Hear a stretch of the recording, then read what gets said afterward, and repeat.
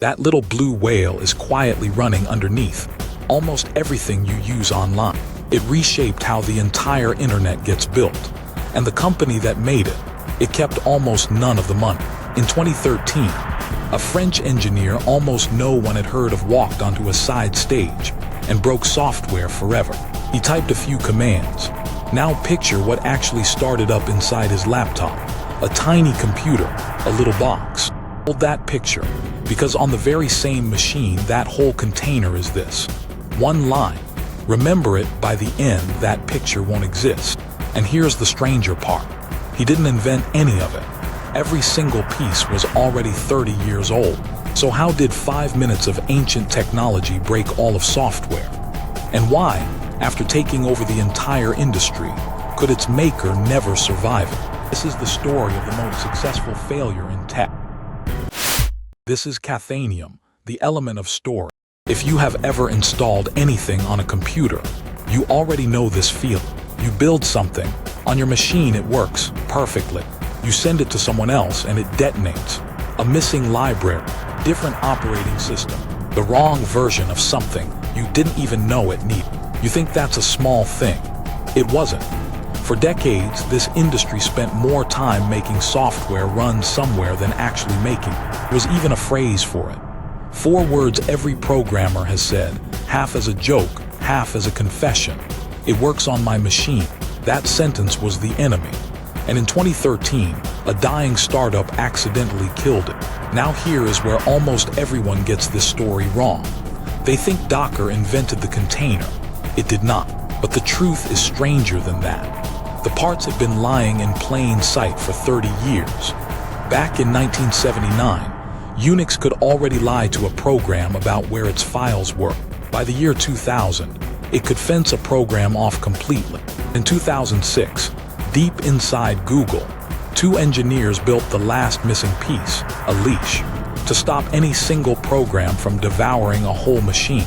By 2008, every part of the modern container already existed, sitting inside Linux, free for anyone on Earth to use. So why did almost nobody use it? Because it was a nightmare.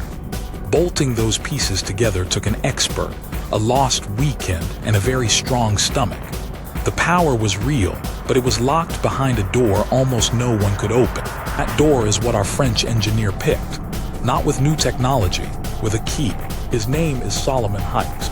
His company, .cloud, rented out space to run other people's software, and it was quietly dying. But to build that service, his team had made a little tool for themselves, a wrapper around all that misery that made it somehow easy. One command to pack a program, one command to run it anywhere exactly the same. It was never the product. It was the thing they built to build the product. So on that side stage with 5 minutes and nothing left to lose, Solomon showed the world the tool. He called it Docker. And then .cloud did something close to insane. That October, it stopped being .cloud. It threw away its actual product, renamed itself after the free tool it had been giving away for nothing, and bet the entire company on it. It worked. It worked beyond anything they imagined. Within 2 years, container stopped being a word engineers argued about and became a verb everyone used. Amazon, Google, Microsoft, every giant on Earth scrambled to support the little whale. A student on a $50 laptop could now run the exact same thing a bank ran in production. The gap between my machine and the real world, the gap that had cost this industry decades, just closed. So let's finally open the box. Remember that picture I told you to hold, a tiny computer living inside your computer? Watch. Runs a container. There it is. But now on the very same machine, look at what is actually running. That container is just one ordinary process, one running program sharing the same computer as everything else. So where's the box? There is no box. There never was. So how does one plain process convince itself it is a whole computer? 3 old tricks. The first builds walls.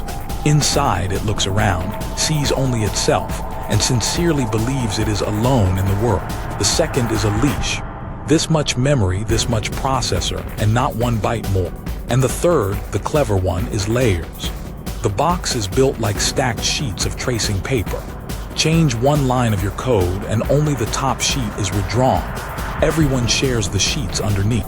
That is how a whole operating system crosses the planet in seconds. Walls, a leash, layers, 3 things already sitting inside Linux. That is the whole magic.